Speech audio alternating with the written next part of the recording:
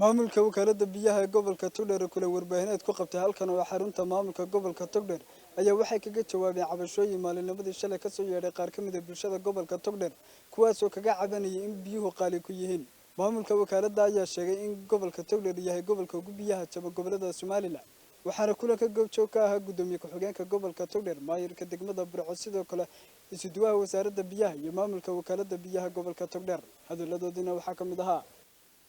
haddaan nahay wakaalada biyaha Burco annagu aaminsanay in aan horumar ballaaran ka sameeyno gobolka iyo degmadaba oo meel walba biyaha la gaarsiiyay waxaan u xaqiijinaynaa in qiimahan Burco biyaha laga siiyo price-kan laga siiyo inay ka ugu jaban yihiin Soomaaliland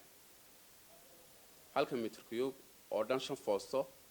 waxaanu siinaa 12 kun oo laana waxay noqonaysaa halkii foosto 2200 shilin Soomaaliland been abuurka la buunbuuniyay tahay Burco meesha biyaha ugu jaban gobolka dalka oo gobolada Soomaaliland in inta dheer tahay biyaha wakaalada Burco ay soo saarto 40% inay bulshada dib ugu celiso oo ay kow ka tahay waxyaabaha bulshada ku celino ay dhibiyada magaalada oo dhan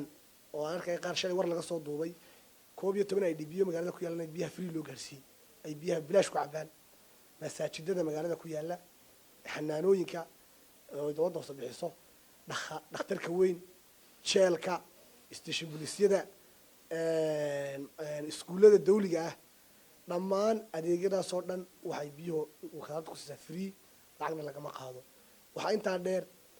waxyaabaha wax kasto asaasi oo gobolka dhaca oo horumar haday tahay amniga haday tahay wakaalada iyo wasaaraddu inay ka shaqeeyaan kala qayb qaataan madaxda sharafta ee gobolka gudoomiyaha barsaabka iyo maayarku iyo taliyaha qaybta taliyaha xogeenku siduwaha biyuhu ay horumar ku yihiin inaan la shaqeyno waxa ayamahan dambe soo baxbaxayay dad had iyo jeer ku dhex dhuumanaya saxaafadda jira saxaafaddu sax weeyeen waxay dhaliil warqad sheegtay sax laakiin waxaan leenahay dadka meesha bariga hore ka tagay wali ku wareegaya saxaafadda ku hoos jira halkan waxba kama banaana biyuuna way horumarsan yihiin gobolkuna way horumarsan yahay Burco 12 kun oo laana ayaa halkii mitir cube oo 5 foosta laga qaadaa Boorame shirkadda Shaaba haysata 14 kun iyo 500 baa laga qaadaa Hargeysa waa 16 kun Gabiley waa 15 kun Berbera waa 14 kun Ergaabo waa 25 kun halka mitir cube waa baadi dooni kartaa baadi doon baa samayn kartaa baaris baa samayn kartaa xaqiiqada iyo gunta la ogaan karaa 12 kun oo laana ayaa laga qaadaa halkii biir ku waa 2200 wakaalada biyaha iyo wasaaradda biyaha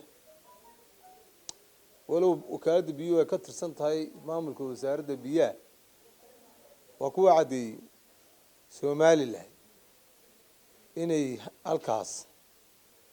Burco ay ugu jaban tahay xagga biyaha